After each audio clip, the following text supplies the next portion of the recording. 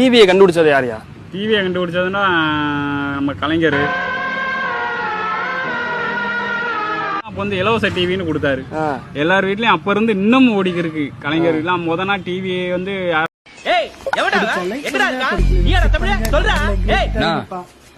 தமிழ் யாருன்னு தெரியணுமா? ஆமா.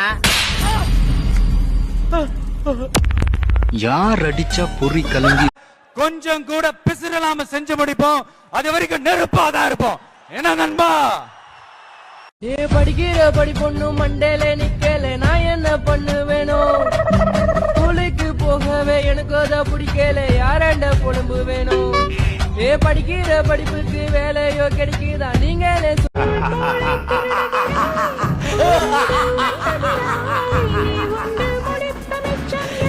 யாராலையும் அழிக்க முடியாது.